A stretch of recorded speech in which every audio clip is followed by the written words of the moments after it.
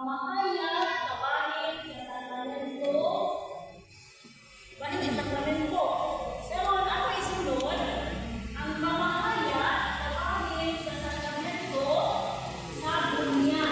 So mauna dyan akong tuyo karon. So ako dyan sabtot, pangalungan to sa walang espiritu na nag-aalasig sa pag-empress.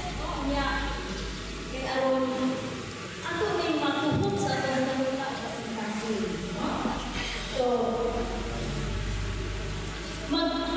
kani siya na kani pamahayag sa sakramento sa dunya na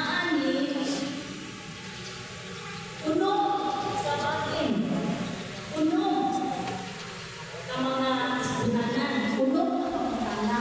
Ako ang tuipon. Una,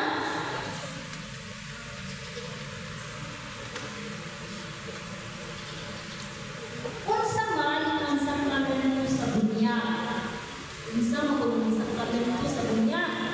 Kung aganihan na isbunan na to, nalakbit na to sa unang topic.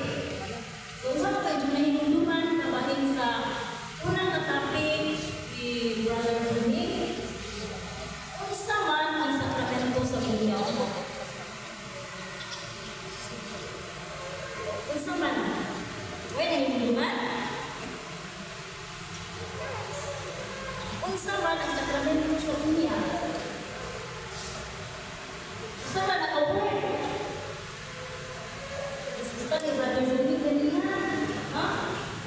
So, ako na ito ba? Okay, ito ba? Wait, ito ba? Unsa man ang sakramento sa bunya nga maoy atong tuyo, ilanganan at panahon na. No?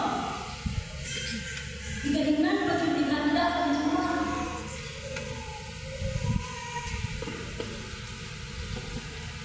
So, ang sakramento sa bunya mao nga sakramento sa pagtuo. Diba? Iyo si pagtuminan na importante ang pagtuo. Kung may pagtuo, wala na alin ka na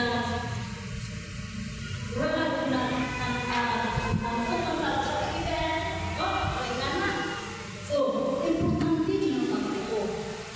Yan kita kay naatay pagtuo. So, ang bunya, isa ka sakramento sa pagtuo. Isa sa tuwang na kunya, muhatag pag-o kinabuhi. Na? Muhatag